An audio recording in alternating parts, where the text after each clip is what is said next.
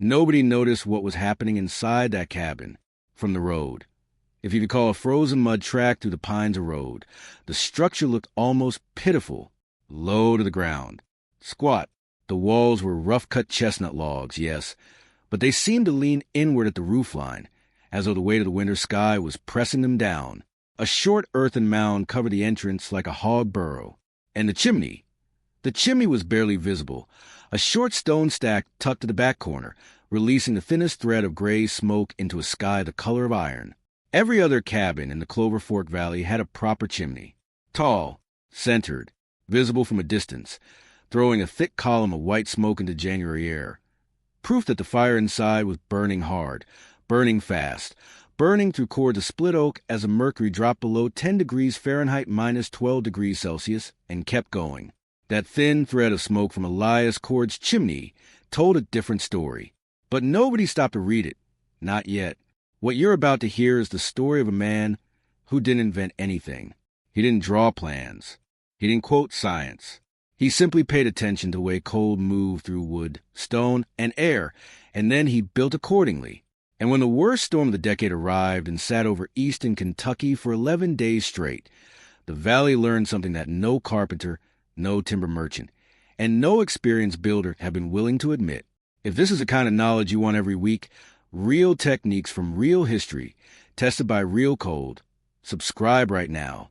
Every video on this channel is built around one principle. The people who survived the hardest winters didn't do it by accident. They did it by understanding things the rest of us forgot. Hit that subscribe button. Leave a comment telling us where you're watching from, and let's get into it.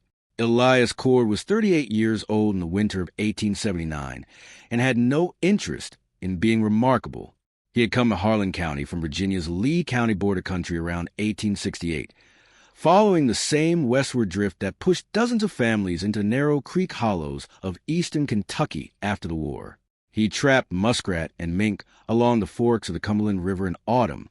He kept a small garden plot in spring and summer, corn, dried beans, a few rows of turnips. He ran 2 hogs and a milk cow. He had a wife, Martha, and 3 children under the age of 10. His life was not a struggle against the extraordinary. It was a daily negotiation with the ordinary, and the ordinary, in Clover Fork in January, meant coal that arrived before dusk and stayed until mid-morning, and a woodpile that shrank faster than it should. That was Elias's real problem. Not drama, not ambition, just arithmetic. The cabin he had built in 1869 was standard construction for the region, a single-room log structure, roughly 16 by 18 feet, about 4.9 by 5.5 meters, with a central hearth on the south wall and a sleeping loft above. The gaps between the chestnut logs had been chinked with a clay and moss mixture that cracked every winter and had to be repacked every fall. The floor was packed dirt covered with split log planks, and those planks, in the coldest weeks, became a source of cold that no amount of fire could fully overcome. Here was the problem with a standard open hearth fireplace in a single-room cabin. It consumed enormous quantities of wood to produce heat, but that heat rose immediately toward the ceiling and escaped through every gap in the chinking before it could warm the floor, the walls, or the people sleeping near the ground.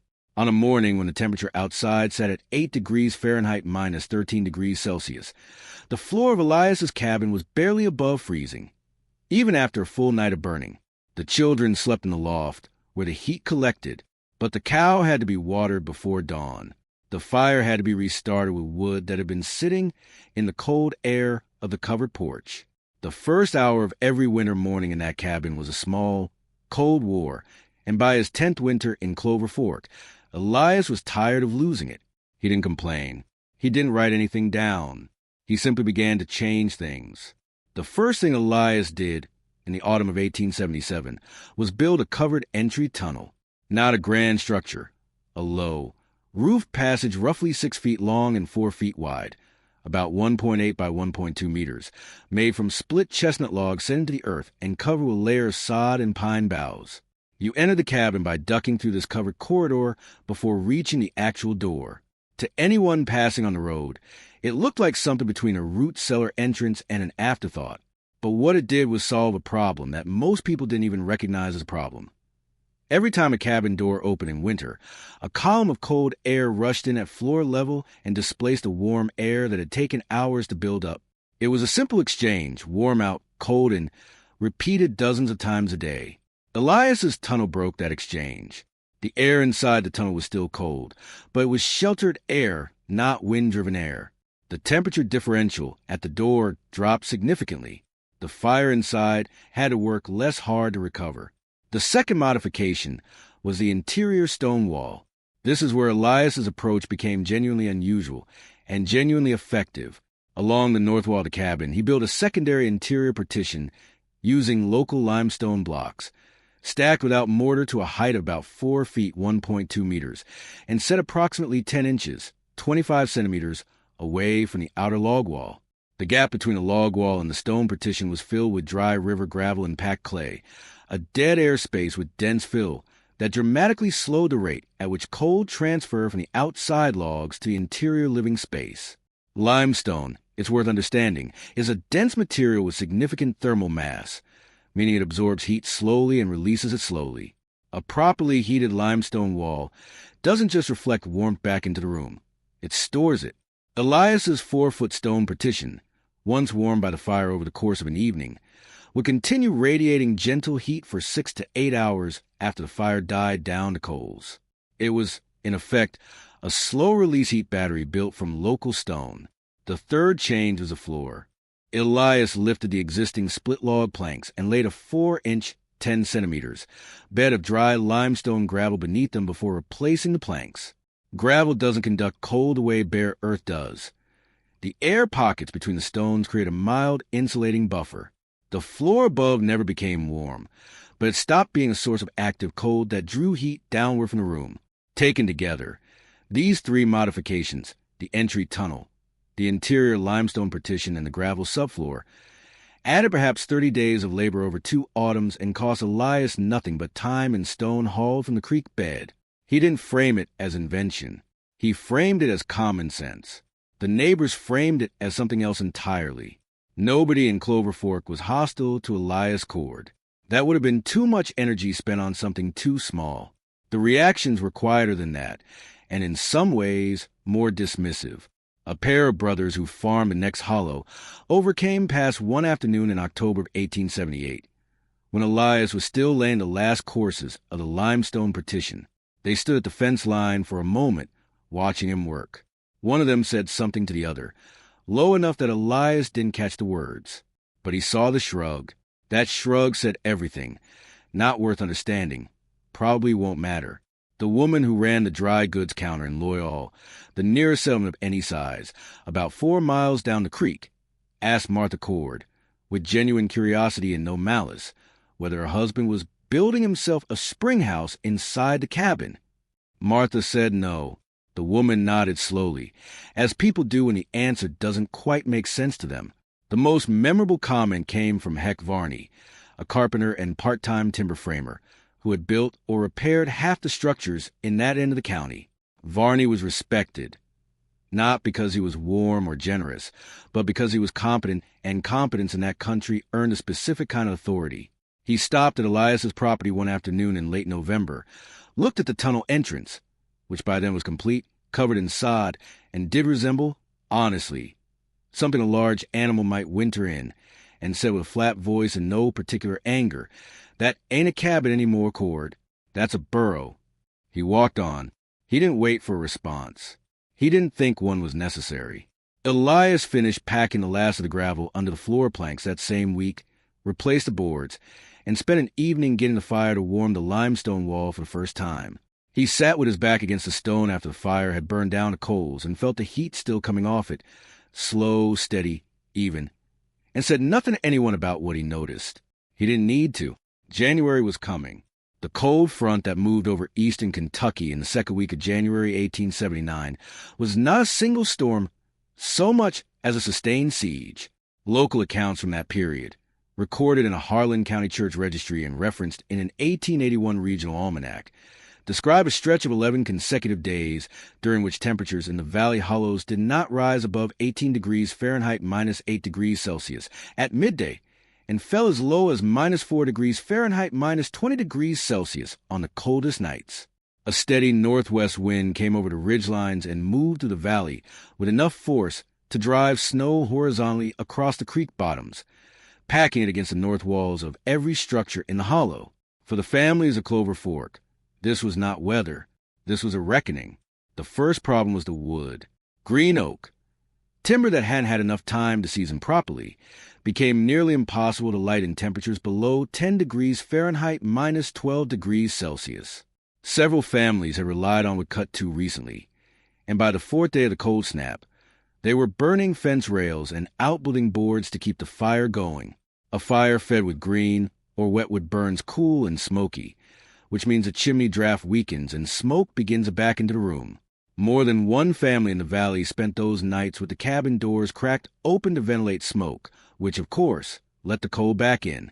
The second problem was the fireplaces themselves. A standard open-hearth fireplace in a log cabin of that era was a radiant heat device. It warmed whatever was in its direct line of sight, but it sent the majority of its heat straight up and out through the chimney. In a sustained cold event like this one, that meant constant feeding. Families burned through their seasoned wood piles at a rate of 3/4 of a cord per week, some faster. By the third night, the valley was showing its seams. Smoke was thick along the creek bottom, not from well-fed fires, but from desperate ones.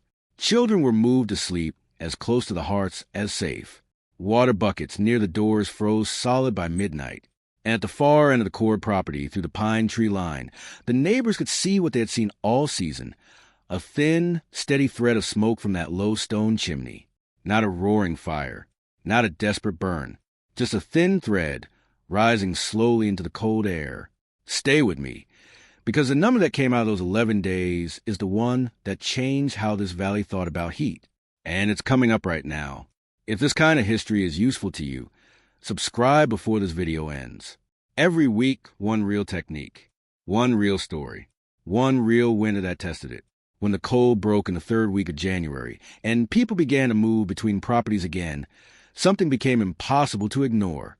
Elias Cord's woodpile, his neighbor to the south, a farmer named Dillard, with a cabin of similar size and a family of similar number, had gone through his full winter stock of seasoned wood in those 11 days, and had started in on the green splits he'd been saving for spring. He had burned, by a rough account, somewhere between a cord and a cord and a half during the cold snap alone. Elias had burned less than half a cord. That figure spread through the valley the way useful information always spread in isolated communities. Quietly, through observation without announcement. Someone noticed the woodpile. Someone else compared it to their own. A third person asked Elias directly how much he'd burned, and Elias told him without drama, the way a man states a fact he already knew. The interior of the Cord cabin, according to accounts Martha later shared with a neighbor woman, recorded in that woman's diary, now held in a Harlan County historical collection, had maintained a livable temperature throughout the event. On the coldest night, with the fire banked to coals by midnight, the air inside the cabin registered approximately 54 degrees Fahrenheit, 12 degrees Celsius by early morning. Elias told Martha it felt like early November inside, even when it was well below zero outside. The limestone partition was the reason. That stone wall, roughly 4 feet tall, 14 feet long, 1.2 by 4.3 meters, and composed an estimated 1,800 to 2,200 pounds, 820 to 1,000 kilograms of local limestone, had absorbed heat over the course of the evening fire and was still releasing it 6 to 7 hours later. The physics at work were straightforward. Limestone has a specific heat capacity that allows it to store significant thermal energy per unit of mass. A well-heated stone wall that size in a sealed enough space functions as a passive radiator. It doesn't produce heat, but it slows the rate at which a room loses it. The entry tunnel had done its part too, Elias estimated, and he was not a man given to exaggeration. That before the tunnel, the door opening 10 to 12 times a day in hard cold had cost him roughly an extra half hour of burning each time the room had to recover. With the tunnel in place, that recovery time dropped to nearly nothing. Cold air entered the tunnel, mixed with a slightly warmer sheltered air inside it, and arrived at the door already less hostile. The gravel subfloor was the quietest contribution of the three. No dramatic number, Just the absence of that ankle-level cold that had previously crept up from the earth all night and stolen heat from a room's lower half. Taken together, these three modifications had produced something that no one in the valley had a good word for in November: a cabin that used less wood, lost less heat, and remained livable hours after the fire dropped the coals. Heck Varney came to the Cord property on a Tuesday morning in late January, about a week after the cold broke. He didn't send word ahead. He didn't bring anything. He came the way men in that country came when they needed to understand something, quietly, with their hat in their hand and their pride set to the side. He stood at the entrance to the tunnel for a long time. He ducked inside it. He straightened up and looked at where the outer wall of the cabin began, noting the gap between the tunnel's end and the door. He went inside and ran his hand along the limestone partition. He said very little. Before he left, he asked Elias 2 questions. How deep was the gravel on the floor, and where had he gotten the limestone? Elias told him. For inches of creek gravel, compacted. The limestone from the North Fork, a quarter mile up. Varney nodded, put his hat back on, and walked home. By the following autumn, Varney had added a short covered entry porch, not quite a tunnel, but a roofed and sided vestibule, to the cabin he was building for his son-in-law on the ridge above Clover Fork. He didn't call it anything. He didn't credit Elias. He simply built it because it worked. That is how useful knowledge has always moved in isolated communities. Not through proclamation or publication, but through imitation. Within 2 winters following the January 1879 cold snap, oral accounts from the area suggest that at least 9 structures in the Clover Fork and poor fork drainages had incorporated some version of either the covered entry, the interior stone partition, or the gravel subfloor, often all 3, often adapted to local materials and cabin shapes. None of these modifications had a name. None were written down in any building manual or county record. They spread the way all genuine frontier wisdom spread, because they solved a real problem in a real winter, and the people who saw it could not find a reason to argue with the results. Elias Cord didn't become famous. He didn't seek students or clients. He continued trapping muskrat in the fall and planting corn in the spring. But by the time his youngest child was old enough to remember those winters clearly, the way his father had built, the tunnel, the stone wall, the gravel floor, had become, in that small corner of Harlan County, simply the way a sensible man built. The laughter had been quiet. The lesson was quieter still. The warmest cabin in the Clover Fork Valley in the winter of 1879 was not the largest. It was not the best supplied. It was not built by the most experienced carpenter in the county. It was built by a man who had spent 10 winters paying attention to where the cold actually came from. Not from the sky, not from the wind, exactly from the gaps, from the floor, from the door opening 12 times a day, from the fireplace that threw heat at the ceiling and lost it before it could settle into the walls, from a stone that was never asked to do any work, sitting in a creek bed a quarter mile away, while families burned through their woodpiles fighting a battle they were losing from the design up. What Elias Cord understood, without calling it physics, without knowing the term thermal mass or conductive loss or convective exchange, was that heat is not just produced, it is stored and it is lost. And the cabin that wins a winter is not the one with the biggest fire. It's the one that loses heat the slowest. The limestone partition stored radiant heat and released it across hours rather than minutes. The gravel subfloor interrupted the conductive pathway between the cold earth and the living space above it. The entry tunnel turn would have been an open exchange between the warm interior and the frozen exterior into a buffer transition, a small climate gate that cost nothing to run and never needed fuel. These are not folk remedies. They are engineering principles that predate Elias Cord by centuries. The mounded sod houses of the Great Plains, the bare bears of the Aleutian Islands, the long houses of the eastern woodlands peoples, all of them use some version of these same ideas. Mass to store heat, earth to insulate, covered entries to buffer wind and cold intrusion. Elias likely absorbed pieces of this logic from older settlers, from his own father's construction habits, from the land itself. He assembled them into a solution that fit his specific hollow, his specific stone, his specific winter. That is what we lose when we dismiss old techniques as primitive. We lose a calibration, the understanding that a solution is not universal. It is local. It works because someone paid attention to this cold, this stone, this wind, this family. The expert who called a burrow was not wrong about what it looked like. He was wrong about what it was doing. If you made it this far, you already know more about frontier thermal engineering than most people who call themselves builders. Leave a comment right now. Where are you watching from, and what's the coldest winter you've ever lived through? We read every single one.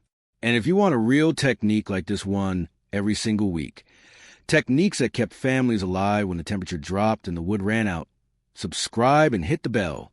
This channel exists because that knowledge deserves to survive. See you next week.